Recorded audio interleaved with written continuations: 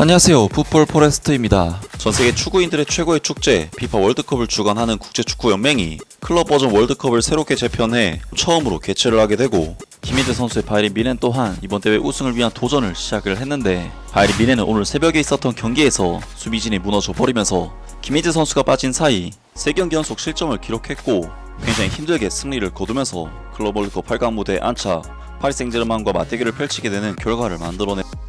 클럽 버전 월드컵 피파 클럽 월드컵이 2025년 6월에 새롭게 재편이 되어 사실상 1회 대회가 개최가 됐고, 전 세계 32개국 팀들이 경쟁을 펼치고 있습니다. 한국 유로파 선수들 중에서는 바이에른 뮌헨의 김민재 선수와 파리 생제르맹의 이강인 선수가 참가를 하게 되는데, 김민재 선수의 FC 바이에른 뮌헨은 역시나 1포트의 배정을 받으면서 뉴질랜드의 오클랜드 시티, 아르헨티나의 보카 주니어스, 포르투갈의 SL 벤피카와 함께 C조에 편성을 받았고, 바이에른 뮌헨은 1차전은 이번 대회 최약체 팀인 뉴질랜드의 오클랜드 시티를 상대로 무려 10대 0이라는 압도적인 승리를 거두면서 기분 좋게 대회를 시작했습니다. 물론 오클랜드 시티가 워낙 약체팀이라곤 하나 바이에른 뮌헨 입장에서는 정말 오랜만에 시원한 경기력을 보여주면서 만족감 높은 경기를 선사했지만, 바이에른 뮌헨은 2차전 아르헨티나의 보카 주니어스를 상대로는 꽤나 고전하는 경기를 하면서 요단한 타 선수의 치명적인 실책에 의해 실점까지 내주는 등 수비적으로 불안한 경기를 치른 끝에 간신히 2대1로 승리, 일단 이번 대회 2승을 거두면서 16강 진출을 확정을 지었습니다. 하지만 바이에른 뮌헨은 3차전 SL 벤피카와의 경기에서는 충격적인 0대1 패배를 당하면서 실망스럽게 조별 라운드를 마무리했고, D조 2위로 16강전에 진출하게 되면서 D조 1위 팀을 만나야 하는 어려운 매치업을 받게 되었는데요. 그리고 바이에른 뮌헨은 오늘 새벽에 있었던 클럽 월드컵 16강전에서 브라질의 명문 구단 플라멩구를 상대로 중요한 경기를 치르게 되었는데, 플라멩구는 이번 시즌 브라질 세리에A에서 1위를 달리고 있는 브라질 최강의 클럽 팀으로서 이번 클럽 월드컵에서도 플라멩구는 첼시를 3대1로 격파를 하는 등 2승 1무의 뛰어난 성적으로 D조 1위를 차지하는 유럽 강팀들을 상대로도 너무나도 좋은 경기력을 보여주고 있는 팀이기 때문에, 최근 경기력이 신통치 못한 바이에른 뮌헨 입장에서도 이번 경기는 상당히 부담이 될 수밖에 없는 매치업이라고 할 수가 있었습니다. 그리고 바이에른 뮌헨에서는 최근 대한민국의 김민재 선수가 마침내 부상에서 회복을 해서 팀 훈련을 소화하는 모습을 보이는 등 마침내 부상 복귀를 하게 되었다는 소식이 전해졌었는데, 이번 경기에서 바이에른 뮌헨의 벤상 폼파니 감독은 다요 우파메카노, 요나단 타 선수를 선택하면서 김민재 선수를 선발 라인업에 포함시키진 않았지만, 김민재 선수는 마침내 벤치 명단에 이름을 올리면서 바이에른 뮌헨 선수단에 복귀를 했습니다. 그리고 플라멩고에서는 유벤투스 출신 알렉스 산드루, 첼시와 아스날에서 뛰었던 조르지뉴, 브라질 국가대표 미드필더인 제르송 등 강력한 라인업을 내세우면서 이번 바이에른 뮌헨과의 경기에 나섰는데요. 이번 경기에서 바이에른 뮌헨은 플라멩구를 상대로 객관적인 전력상 충분히 우위를 점할 수 있는 매치업임에도 불구하고 플라멩구의 예상치 못한 강력한 압박에 상당한 고전을 하는 경기를 하면서 경기 주도권을 좀처럼 가져오지 못했는데, 바이에른 뮌헨은 전반전 슈팅 숫자가 6대7, 골점률 면에서는 45대55로 근소하게나마 밀리는 수치를 보일 정도였습니다.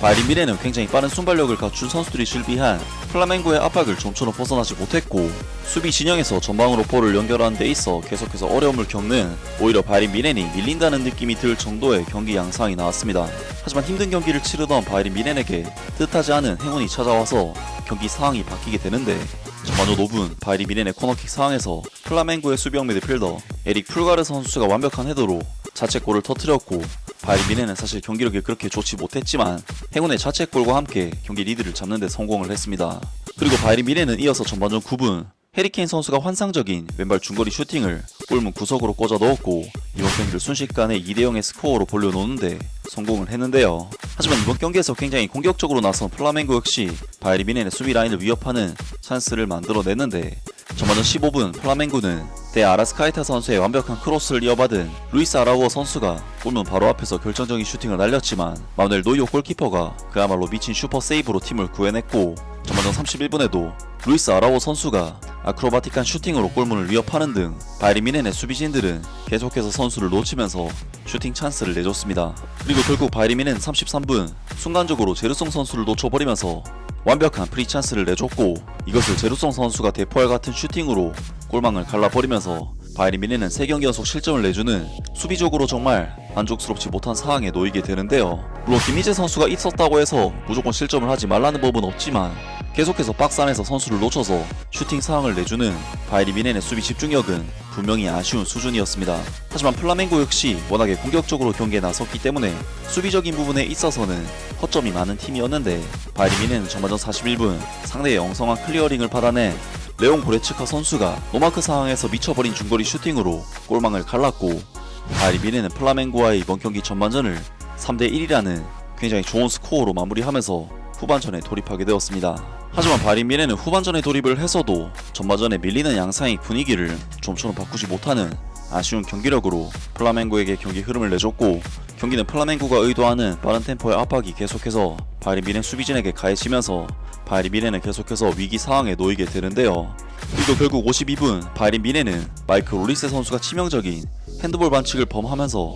PK를 내줬고 이것을 조르지뉴 선수가 침착한 마무리로 득점을 터뜨리면서 바이에른 뮌헨은 3대2라는 굉장히 불안한 스코어로 플라멩고에게 따라잡히는 위기 상황에 놓이게 되었습니다. 그리고 바이에른 뮌헨은 이번 실점을 통해 최근 3경기에서 무려 4실점을 내주게 됐는데 바이에른 뮌헨의 수비 불안 문제는 과연 김희재 선수를 지금 상황에서 내보내는 것이 맞나 싶은 의문이 들 정도로 불안감이 컸습니다. 그리고 66분에는 순간적으로 뒷공간이 허물어지면서 브루노 엔리케 선수에게 단독 찬스를 내주는 등 동점까지 내줄 뻔한 위기 상황도 내줬고 바이에른 뮌헨은 굉장히 불안한 한 골 차이의 리드를 간신히 지키면서 후반 막판까지 경기를 끌고 갔습니다. 확실히 이번 경기는 상대 공격수들이 워낙 빠른 발을 가지고 역습을 해오다 보니 바이에른 뮌헨 수비 뒷공간에 문제가 노출이 되는 경기라고 할 수가 있었는데 나단타 선수는 상대 공격수들과의 스피드 경합에서 어려움을 겪으면서 굉장히 힘든 싸움을 해야만 했는데요. 바이에른 뮌헨으로서는 한 골만 더 허용하면 연장전까지도 고려해야 하는 상황이었기 때문에 위기 상황이라고 할 수가 있었지만 결국 73분 바이에른 뮌헨은 상대 공격수 아라오 선수가 어처구니 없게도 수비 진영에서 볼을 끌다가 뺏기면서 찬스를 맞았고 해리케인 선수가 그야말로 환상적인 오른발 슈팅으로 득점에 성공 4대2의 스코어를 만들면서 사실상 승부의 쐐기를 박았습니다. 그리고 결국 바이에른 뮌헨은 플라멩고와의 이번 경기를 그대로 마무리하면서 힘들긴 했지만 어쨌든 승리로 경기를 결정지었습니다. 그리고 바이에른 뮌헨은 이번 경기 승리를 통해 클럽 월드컵 8강 무대에 안착하게 됐고 UEFA 챔피언스리그 우승팀인 파리 생제르맹을 상대하게 되었는데요. 물론 바이에른 뮌헨의 이번 경기 승리는 공격적인 부분에 있어서는 대량 득점을 통해 승리를 따냈다는 부분에서 충분히 만족할 만한 경기라고 할 수가 있었지만 수비적인 부분에 있어서는 3경기 연속으로 실점을 내주는 등 불안한 모습이 계속됐던 경기였고 다음 경기 상대가 파리 생제르맹이라는 부분에서 바이에른 뮌헨의 미래가 밝다고만은 할 수 없는 경기 내용이었습니다. 정말 바이에른 뮌헨은 경기를 치르면 치를수록 김희재 선수의 빈자리가 느껴지는 경기를 하고 있는데요. 물론 김희재 선수로서는 현재 이적 가능성이 매우 높은 상황이지만 클럽 월드컵 우승 커리어까지 추가를 하고 간다면 클럽 커리어에 굉장히 좋은 이정표가 하나 더 생기는 일이기 때문에 김희재 선수와 바이에른 뮌헨이 이번 대회에서 어떤 성적을 거둘지 계속해서 기대를 해보겠습니다. 아무튼 오늘 영상은 여기까지고요. 영상 재밌게 보셨다면 구독과 좋아요 그리고 댓글 부탁드립니다. 감사합니다.